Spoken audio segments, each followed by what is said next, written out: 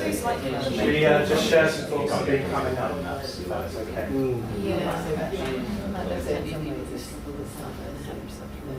suppose I mean, I think there's loads of, there's always stuff in the same way we can. I've heard some really interesting things going on. If you, just for the benefit of the other groups, if you can just very quickly, it's not easy, summarise your particular case and just some of the discussion. I'm not asking for solutions necessarily, none of these things are easy, but just the sort of things that it raised, if you like. So should we start with group number one and just to summarise what your situation was and anything that was interesting that came up in discussion. So Alicia is, well, she's probably age 11 or under, and she was born male but is identified as being transgender and identifying herself as a female, and her parents are also on side with that, and she wants to go to Longbarn camp, and so there's a whole discussion about she wants to be in the girls group and sharing the girls tent.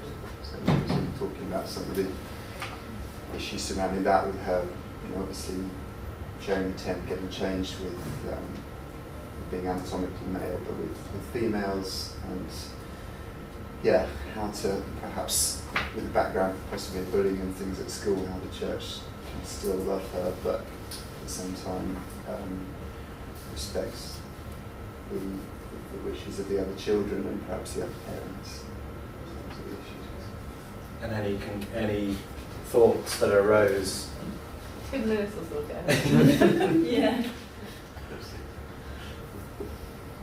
Around the difference between gender and sexuality, right? How they are connected but they're different, and also around like the age. How there could be that particular age there could be some kind of grace because maybe kids could sleep in the same room, potentially. It's just very difficult. About the parents of the other kids, whether or not there might be a duty to them to know about it as well. And also at that age, the potential that she may change her mind about to go through puberty and everything, and sort of consign them to that at this age. It may be harder for them to have a change of heart later. In girls' groups and in girls' tents and things. It'd be harder later if they could go through puberty and things and have a little change of heart. So we didn't really, we thought lots of discussions needed to be held with parents and just to work it through really, and to see how strongly they felt. Perhaps talk to all the parents of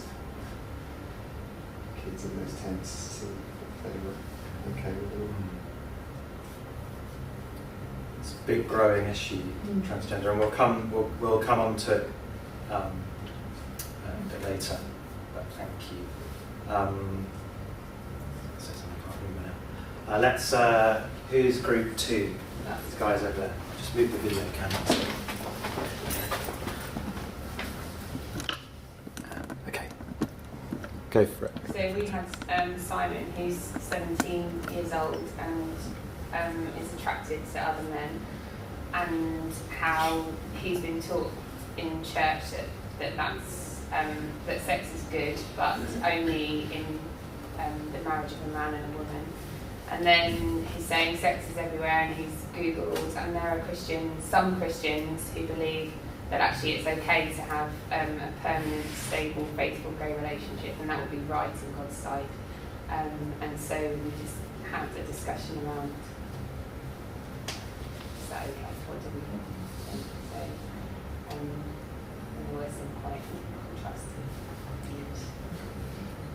Do you want to say what those were? So, I think the perspective is that actually it's the same for a straight relationship as it is for a gay relationship, that actually in the view of God, that, as you were saying, you shouldn't have sex before marriage anyway.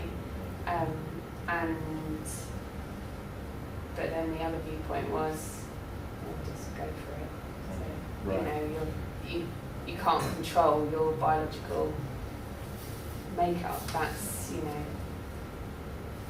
think as a Christian, it's as a gay person or somebody who's attracted to same sex, the issue of kind of sex before marriage or sex, it becomes harder because actually the Bible doesn't teach you that actually same-sex relationships or same-sex marriage should happen, and therefore you're effectively you're setting yourself up, or you're choosing a life of celibacy, and that's a real, especially for a young person, that's a real struggle.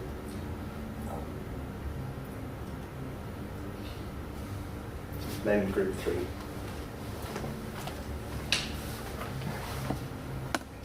We had Jane, who was in her late 30s, series of disastrous relationships with men, and had become a Christian after a relationship had broken down, thrown herself into church, but also met a nice woman at work and started a relationship with her. And then there was a sermon at church that indicated that something she wasn't aware of before, that the Bible teaches that the church was against same-sex relationships. She went to speak to the vicar. The vicar said that there should be repentance for that situation, and Jane was devastated because the vicar was telling her to give up what she'd always wanted and what he has, sort of thing, and the kind of loneliness and everything that she would be going back to if she gave up on this relationship with another woman.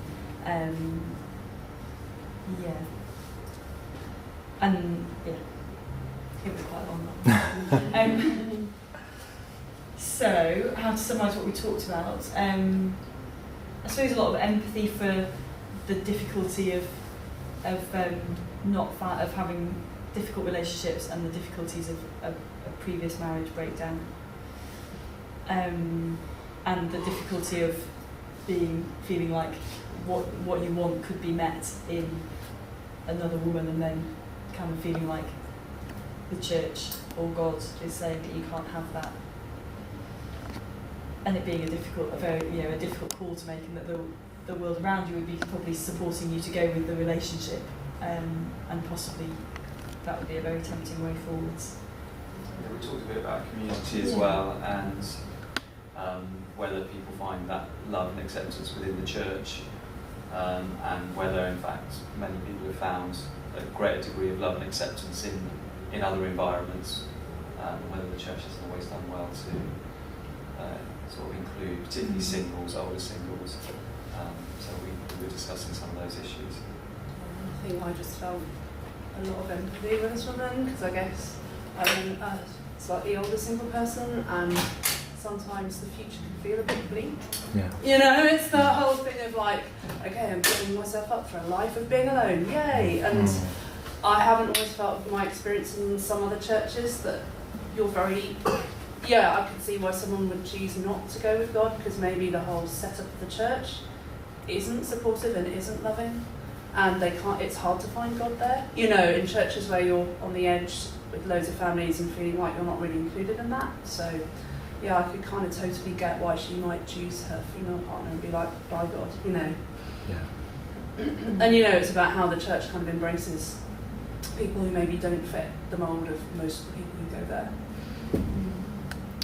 Well, that's a very good link into what we're going to be doing. So do you want to bring your chairs back, and we'll thank you for that.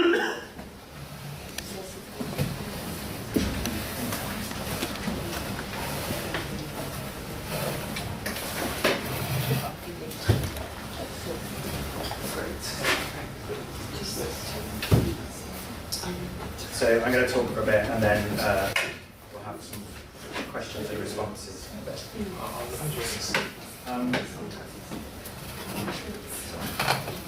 In this book, or in his stuff that he's doing, Dale Keane, he starts before talking about the kind of I world. His book is set in the I world.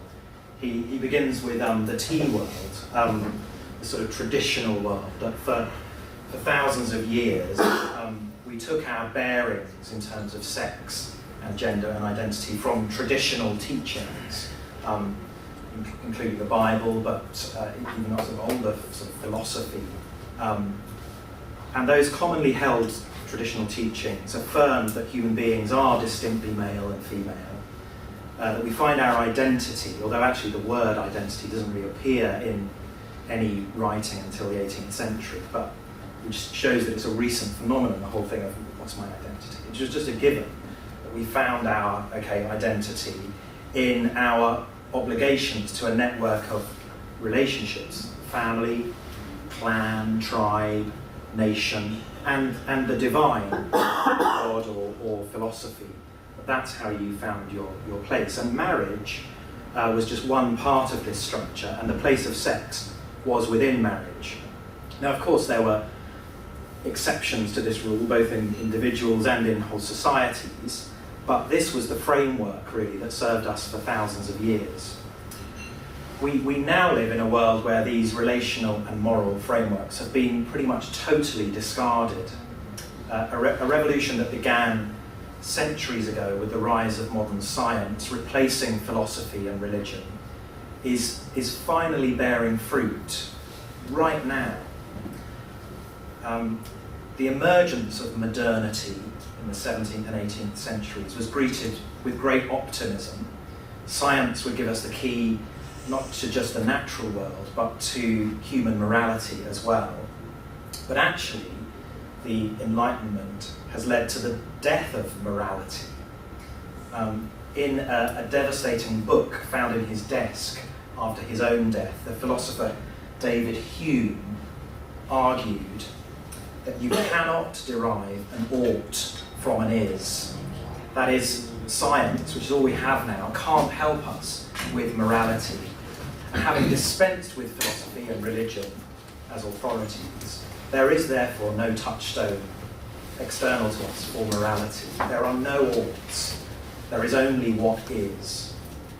So in the postmodern era in which we now live, the only authority for morality is the self. We live in the I world. The individual is the centre. The identity is the key question of the day. But you have to look within you to find out who you are. So Keane says, we're no longer in a world governed by external commandments. The I world has replaced the 10 commandments with just three guiding principles, or better still, 3 taboos. So the first one, do what you want. So it's all about maximum individual freedom through the expression of individual rights, which was the 1960s was all about. Do what you want, as long as you don't hurt anybody. That's the first commandment. Do what you want, with as many people as you want, as long as it's consensual. And then the third commandment, don't ever tell anybody else that their theory of life is wrong. Do not judge.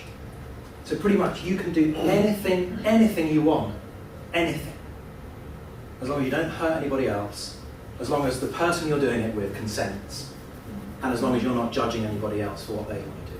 This is complete freedom within those 3 taboos. You're not allowed to do those, but nothing else is taboo. Nothing else, pretty much, or well, won't be soon. These are the foundations of the I world, the new commandments, with the self as the supreme authority. And in the areas of sex and gender and identity, these are perhaps some of the values of the I world that I've picked up. So the first one is that we believe now in our culture that intimacy and sex are almost synonymous. So sex is the place where intimacy is found exclusively. That sexual relationships, romantic sexual relationships, therefore are more important than any other kind of relationship, because that's where you find true intimacy. So you've got to be in a sexual relationship. But the supreme value of the I world is the individual. That the kind of mantra of the I world is do what you want, and be who you want to be. And do whatever makes you happy. And celibacy, celibacy is a tragedy is the last one.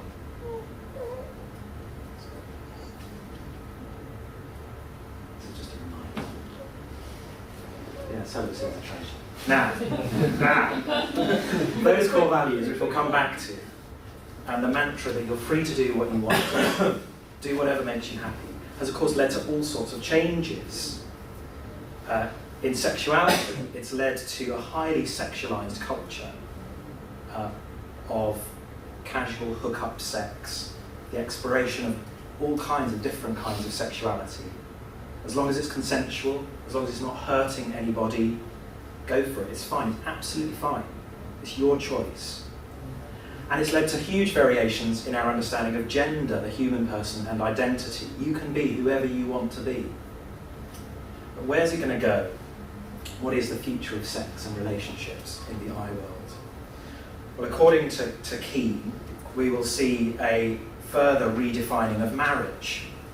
Our culture has dispensed with the old belief of marriage being a lifelong covenant between a man and a woman for the purposes of procreation, creating a family, and replaced it with marriage as contractual relationship between consenting parties. And thus we have gay marriage. And the logic of the I world dictates that we will have group marriage, polygamy. Why not?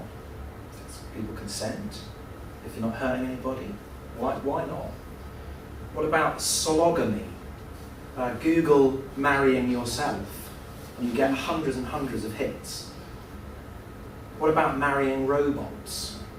Sherry Turkle, who works at Massachusetts Institute of Technology, author of what looks a really interesting book, Alone Together, Why We Expect More from Technology and Less from Each Other. She says she argues with her students about why they cannot marry a robot, and they say, but why not? Why not?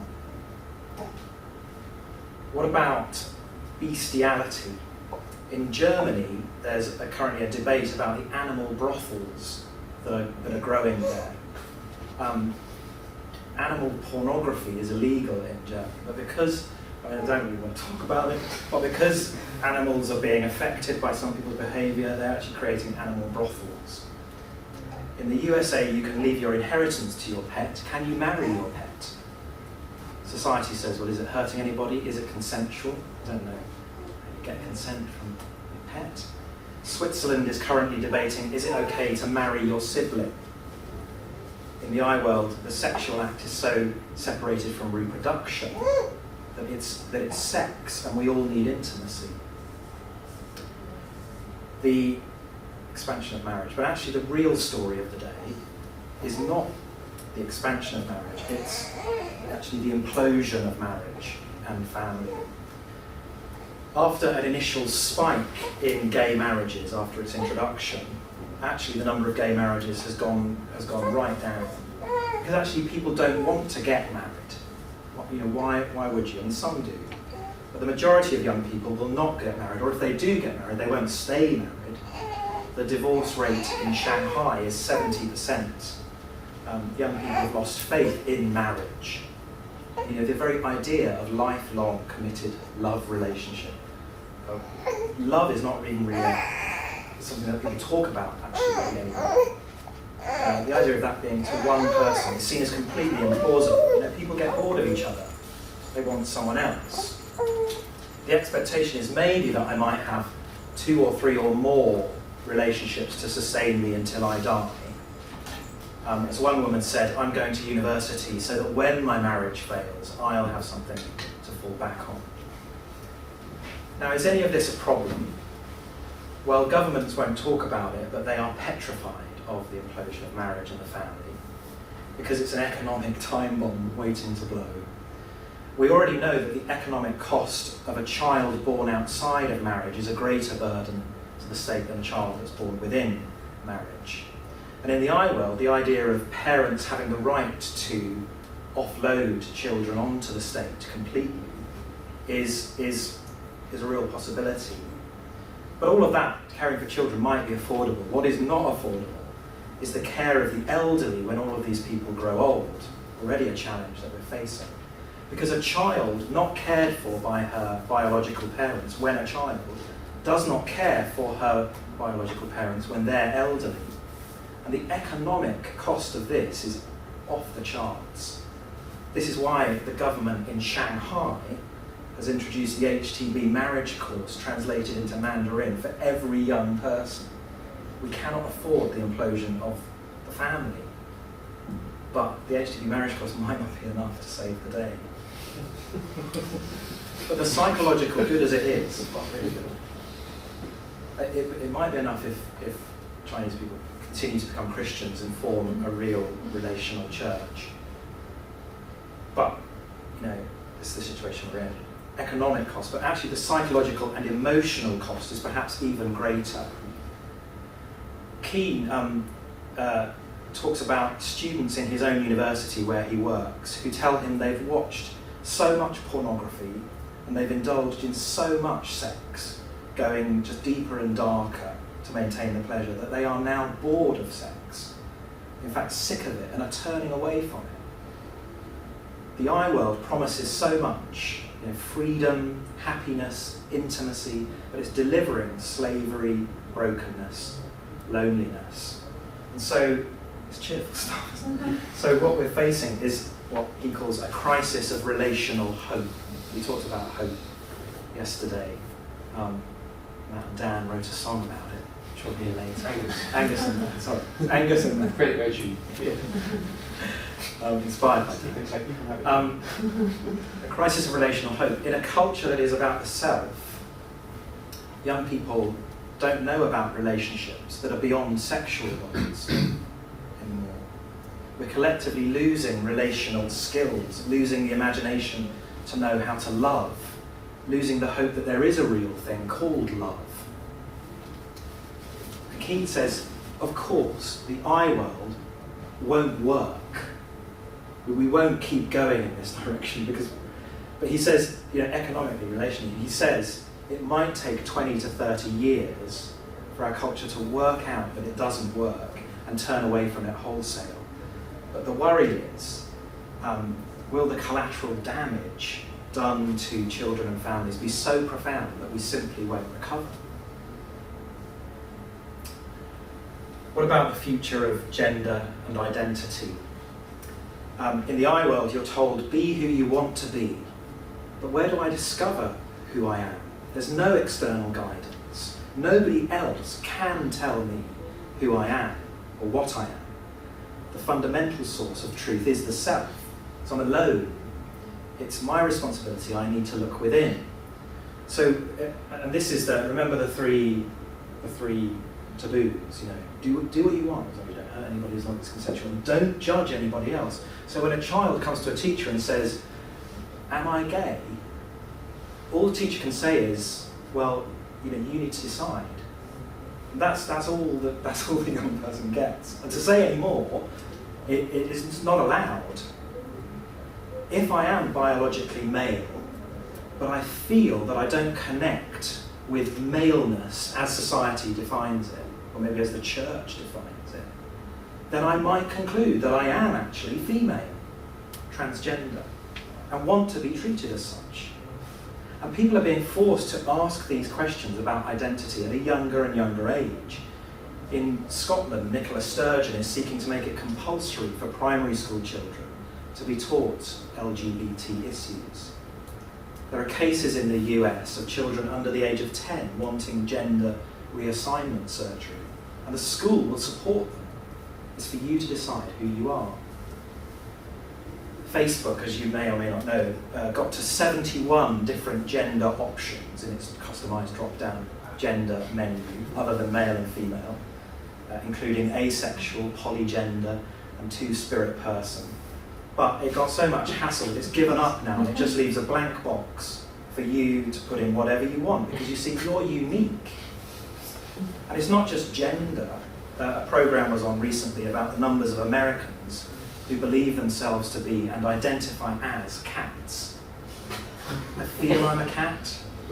I want to be identified as a cat. And it sounds ridiculous, but we're very confused about our identity because we're just left to ourselves. I don't like human beings, I really like cats, and I feel I'm a cat. Transgender is a huge issue politically. The state of North Carolina is being sued by the US government at the moment over a law that doesn't allow transgender people to use public toilets based on their gender identity, but on the basis of the gender on their birth certificate. Exactly the issue that we're talking about. Now in a moment we'll talk about what does this mean for the Christian church in the near future, which is crucial, as you guys were saying. But do we want to have any questions or comments at the moment? Anything to say? Yeah, I think one thing you missed out, you said it all changed in the 60s. That's when contraception came in and women came into the issue. I mean, you haven't mentioned that. I mean, up to then, or up to the 18th century, whatever it was, 19, men ruled the world, all over. So your traditions come from men, they're nothing to do with women. Probably. Yeah. So I think that has to be taken into account. I'm not saying that the tea world was But in it any was, way wasn't all it? good. Yes, but all that background, all those structures were all male dominated. Yeah. So it's quite a big issue.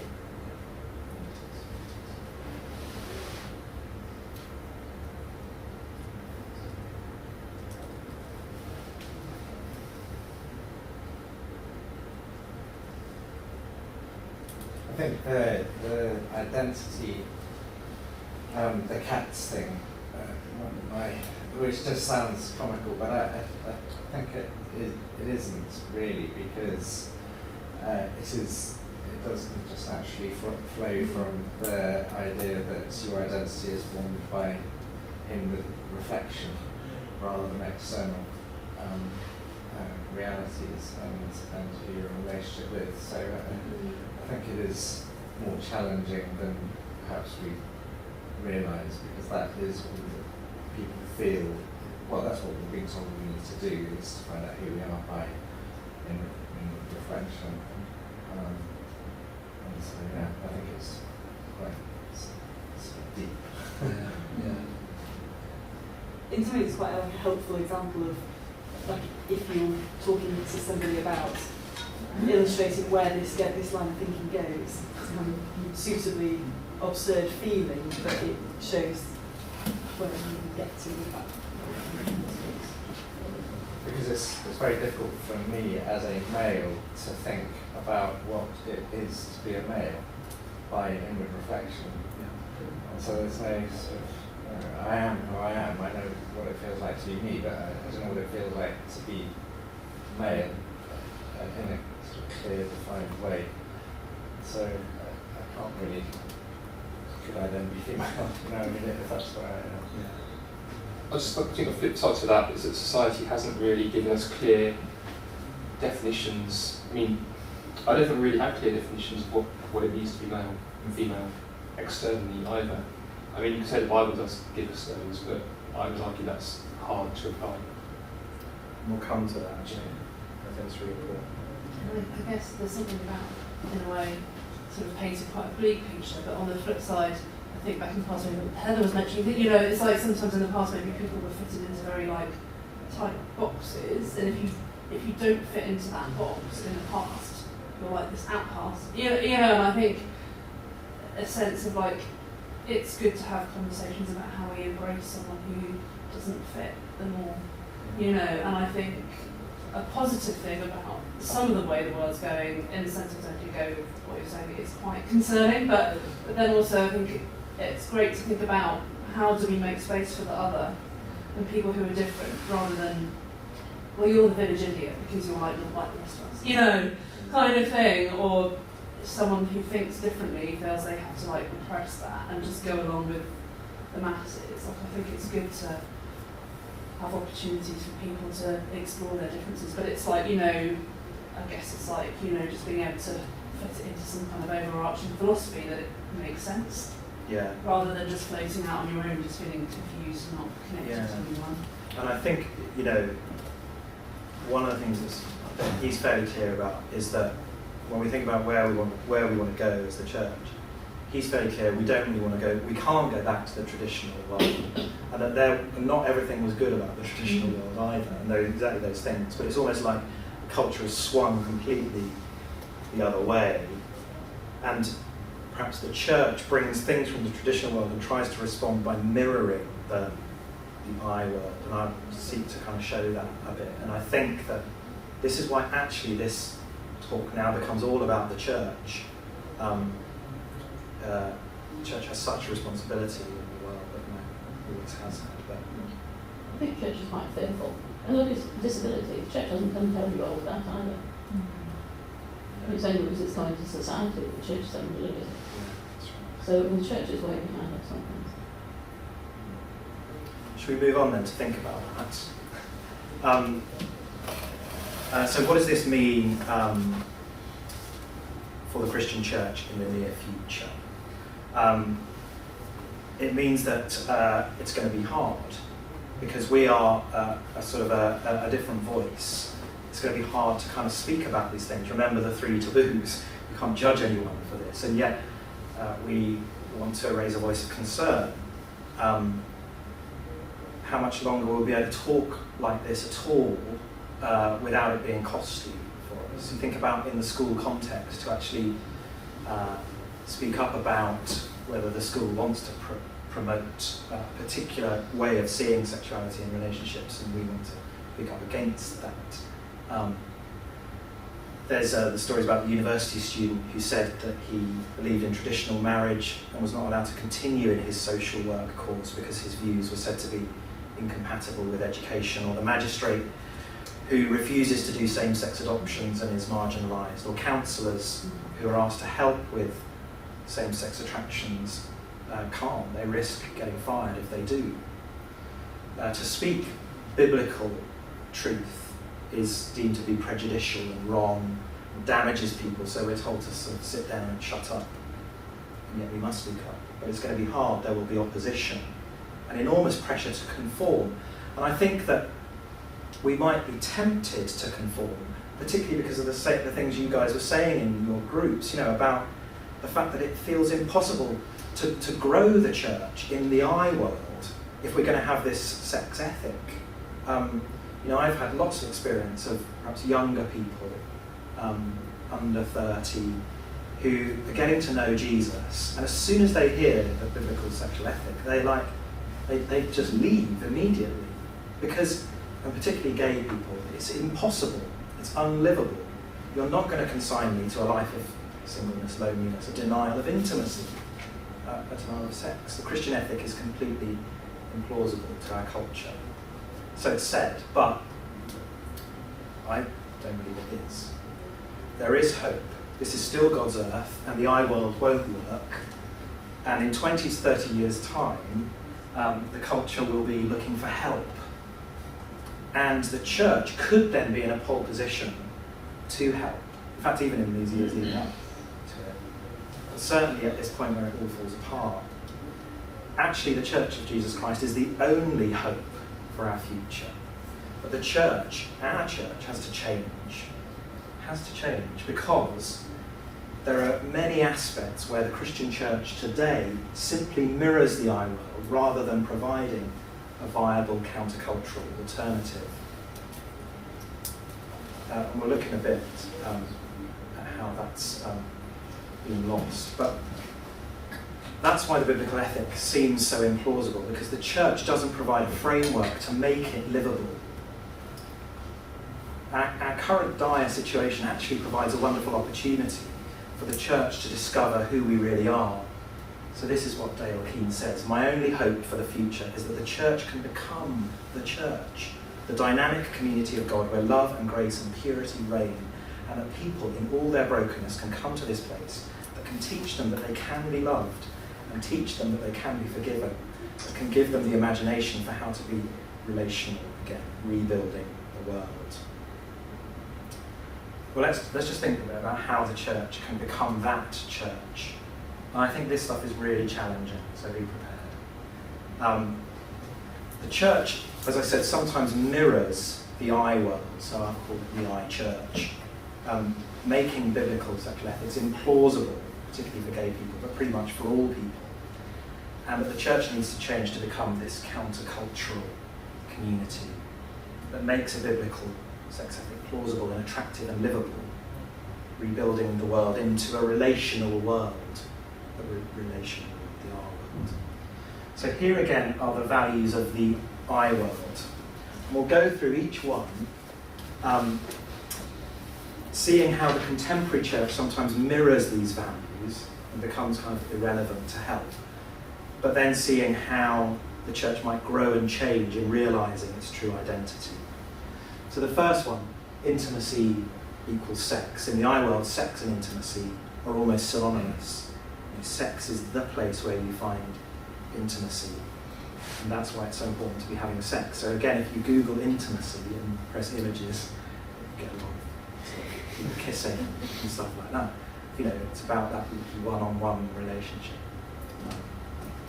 That's what I was doing, Joe. Intimacy.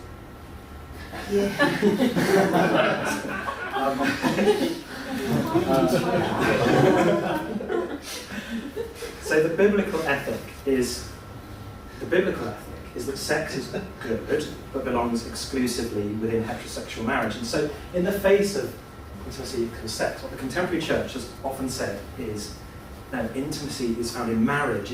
Marriage. We celebrate marriage.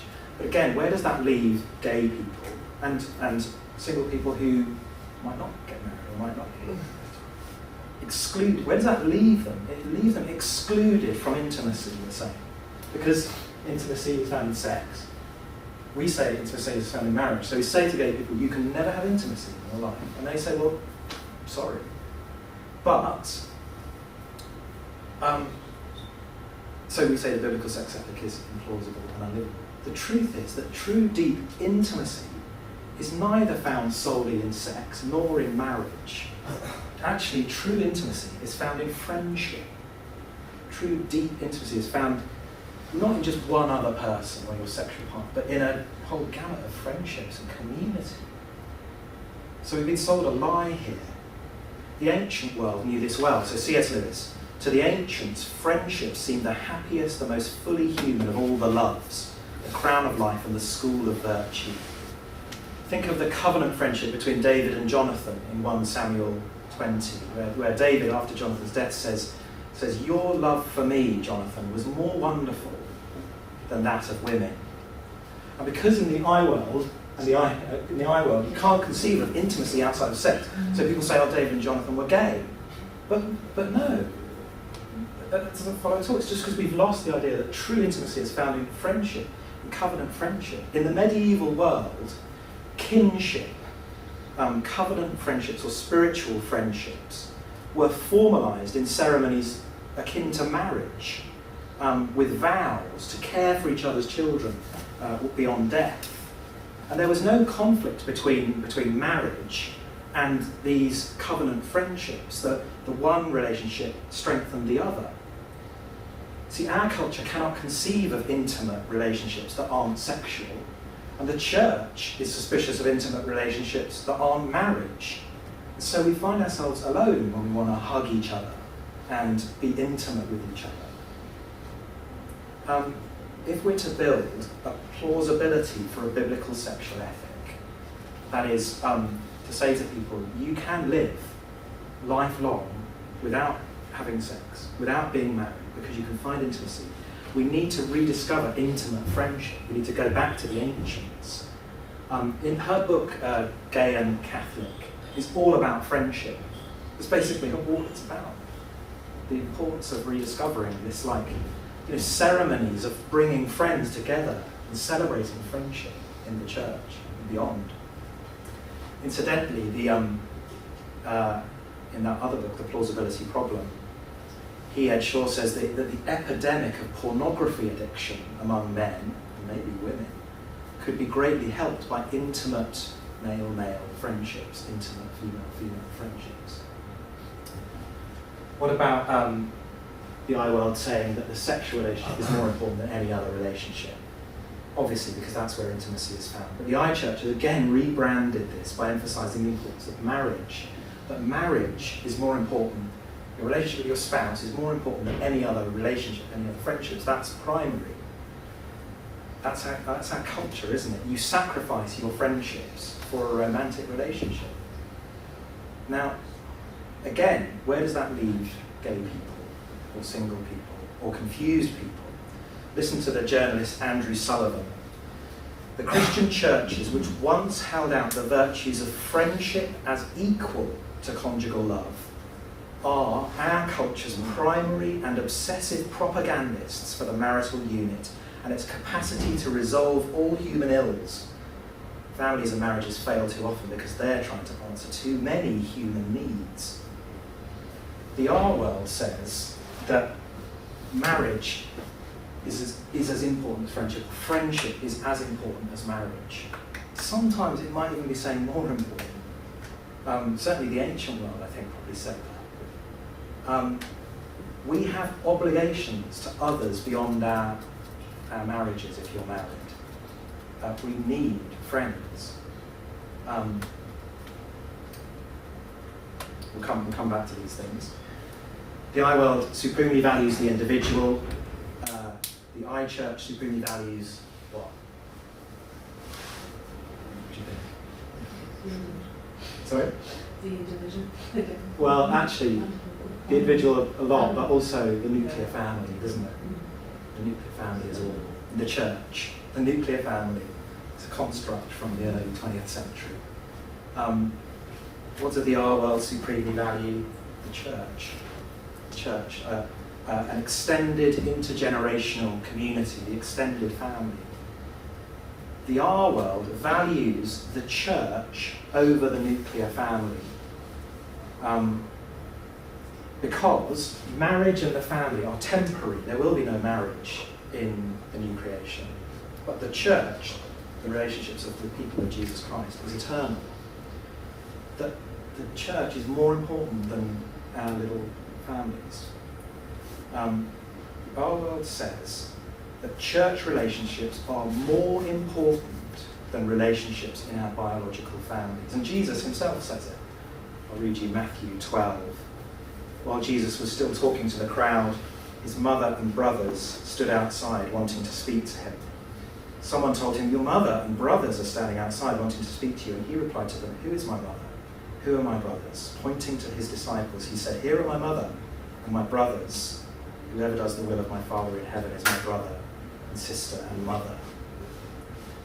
So friendship, relationship, church, these are all in green, the other ones will be in different colours. This whole area, which we'll discuss in a moment. This is an enormous challenge, I think, to our priorities. We families in the city, we know what it's like. We're so busy. We're all so busy, but we families we're so busy with work and with kind of keeping our marriages strong.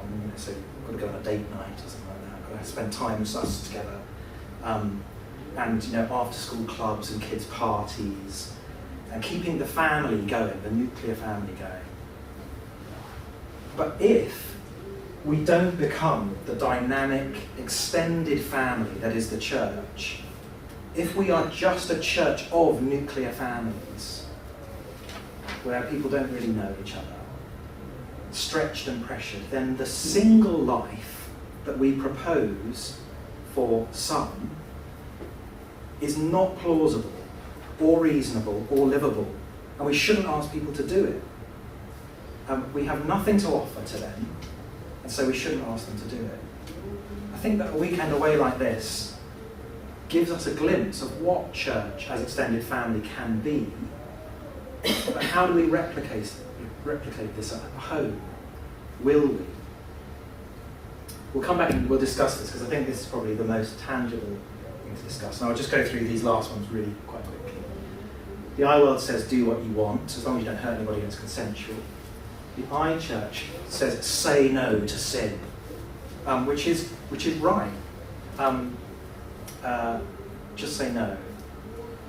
Say no to sin. But as I've already said, in our current, with everything else, to just say no feels just too hard, too unlivable. We need a better answer to just say no. And the R world provides us with one, to say yes to love. So in her book, Gay and Catholic, Eve Tushnet says that every Christian has the calling to love God and love your neighbour. But for each one, that it will have a specific form, our kind of calling as to how to do that. How do we love our neighbour? And we need to move on from the negative sin avoidance project of saying no to sinful sex. And that's good, but we need something more to the positive project of discerning the particular area, path or way of life in which God is calling us to love and be loved. So do you remember John Kurt's, remember John Kurt's yesterday, his screwed up friend who was being gradually screwed up by God, and yet the weaknesses are still there, the wounds are still there, but it's through those weaknesses that we learn to love. And there's this strong idea that the drives within us that can be negative, sort of sexually negative, those drives, if they can be transmogrified into a kind of love and service, they can be the ways that God really uses. So we need to find healthy ways of helping people to channel their desires into love for others. So the eAway says, find your calling to love and be loved. That's there in red. The eAway says, be who you want to be. This is about identity. Be that gender or whatever. I think Dan was saying helpfully, that we don't have clear signals as to what it means to be male or female. I think that the church often gives a kind of idea of masculinity and femininity, which may not be helping people as they look within themselves to go, well, what am I? Well, I don't feel like that. So maybe I'm more female. And one of the great tasks is to, oh, it's the wrong way around, isn't it? It's this one. Oh, it's gone. I didn't. It's all gone. One of the great tasks is to try and find a biblical idea of what actually makes us different as male and female. That's what's supposed to go in that gap there. Biblically, what does it mean to be male? What does it mean to be female? We are different. But it's not the kind of macho or the kind of, thing. So that's to help us with gender. But also, what the church, what we can do, what I can do, I think, is... sorry, I did this late last night. In here is the idea that I think sometimes when it comes to identity, we sometimes swing between saying that we're emphasising sin, we're sinners, we do wrong things, we want wrong things. And so we go, oh yeah, man, I'm a sinner. Which doesn't really help you not to be a sinner. But then we say, oh, but you're saved by grace. So over here, it means that it's okay. God loves you, whatever you do. So we swing between sin and grace. Whereas actually what we really need is an identity that is rooted in the costly love of God for us, that gives us an identity in Christ, that you're a blood-bought child of God. So it cost God everything to forgive you. So don't sin easily, but you are a child of God, so that we impress upon each other true identity, the identity that really liberates people, the true kind of touchstone that tells us who we are. And then, finally, there's the whole area of what I would call discipleship and cost. That the eAway says, do whatever makes you happy, and I think the church sometimes says, do whatever makes you happy. We have a different definition of where happiness is found. It's not found in, but we're still pursuing happiness. We're pursuing happiness, so we're not going to do anything that makes us unhappy. But whenever was that what Jesus taught? Whenever did he say, follow me and take up your IKEA sofa and indulge yourself? And he didn't say that. He says, deny yourself, take up your cross and follow me. And actually we think we know what will make us happy, but of course these things, IKEA sofas, and loads of money, marriage, the family, nuclear family, it doesn't make us happy.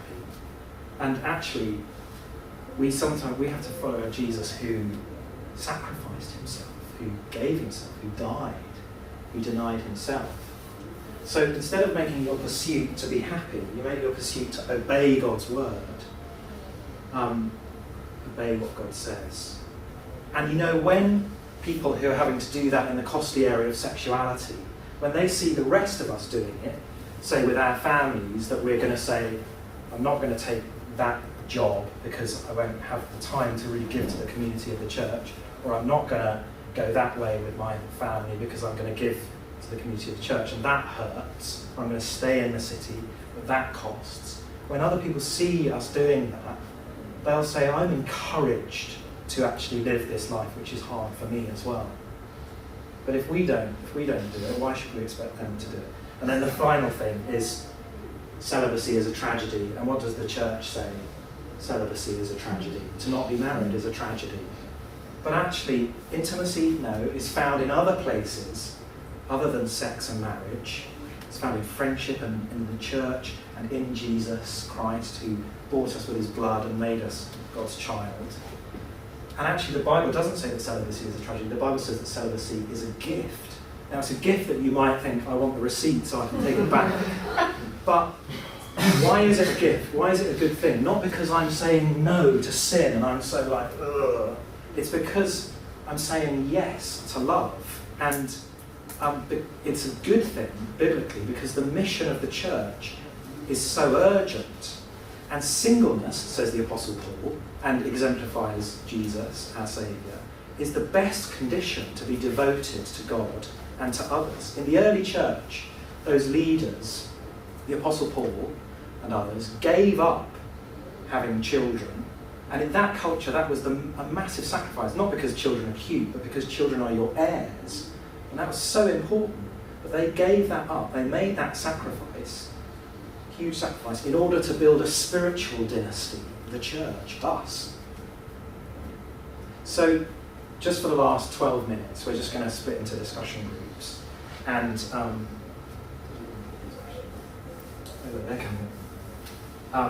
and just to ask this question, how can we become the church that's been described here? And particularly, I think, just have a bit of a discussion about the areas of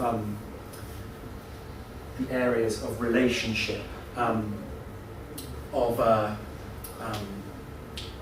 friendship being the place where we find intimacy. How do we then, therefore, inculcate these kind of friendships? About friendship relationships being more important than perhaps even the marriage relationship, and church being more important than the family. It's a huge challenge, but maybe think about some practical ways. Have a bit of a discussion. We go back into our groups where we were, and just for the last 10 minutes, just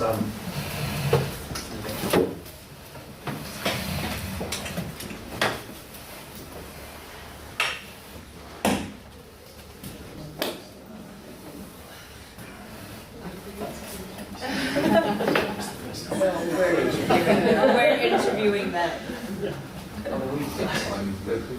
Is it